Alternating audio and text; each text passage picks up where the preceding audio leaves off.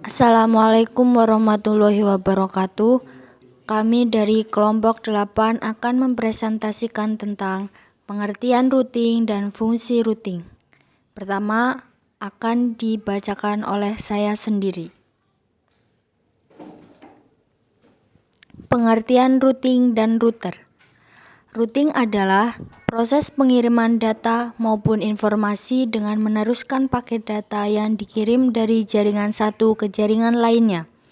Konsep dasar routing bahwa dalam jaringan WAN kita sering mengenal yang namanya TCP atau IP, Transmission Control Protocol atau Internet Protocol, sebagai alamat sehingga pengiriman paket data dapat sampai ke alamat yang dituju. Pengertian router. Router adalah sebuah alat yang mengirimkan paket data melalui sebuah jaringan atau internet menuju tujuannya, melalui sebuah proses yang dikenal sebagai routing. Proses routing terjadi pada lapisan 3 layer network dalam standar lapisan OSI Open System Interconnection. Router berfungsi sebagai penghubung antar dua atau lebih jaringan untuk meneruskan data dari satu jaringan ke jaringan lainnya. Router sangat banyak digunakan dalam jaringan berbasis teknologi protokol TCP atau IP, dan router jenis itu disebut juga dengan IP router. Selanjutnya akan dibacakan oleh Adit. Fungsi utama router adalah meretukan paket atau informasi. Sebuah router memiliki kemampuan routing. Artinya, router secara cerdas dapat mengetahui kemana rute perjalanan informasi atau paket akan diletakkan. Apakah ditujukan untuk host lain yang satu network ataukah berada di network yang berbeda. Untuk menjalankan fungsi tersebut, router menggunakan tabel yang disebut dengan tabel routing. Tabel routing juga berisi informasi bagaimana cara router tersebut mencapai suatu network. Macam-macam router protokol. Router protokol adalah protokol yang terdapat pada routing dinamik.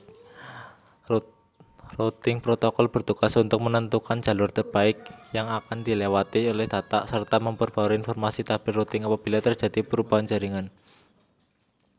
Terdapat macam-macam routing protokol yang dapat kita gunakan untuk melakukan routing dinamik. Jadi dinamik routing protokol itu terbagi menjadi dua, yakni interior gateway protocol atau IGP dan exterior gateway protocol atau EGP. Selanjutnya akan dibacakan oleh Eva. Router. Default router adalah jalur default untuk paket yang mempunyai alamat network tujuan tertentu tetapi tidak dapat di routing tabel router yang disinggahi. Default router digunakan untuk melakukan routing terhadap banyak IP yang tidak memungkinkan untuk dimasukkan satu persatu.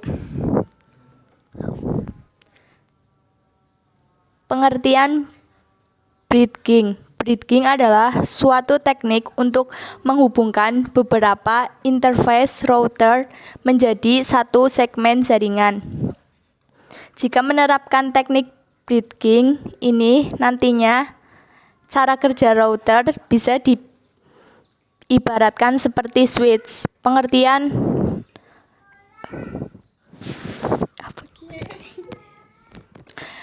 Pengertian FLSM adalah jenis perhitungan subnetting di mana panjang subnet mask yang kita berikan akan disesuaikan dengan banyaknya jumlah host di setiap subnet tersebut.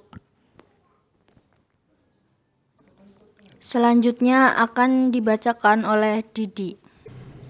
Apa itu metrik pada router?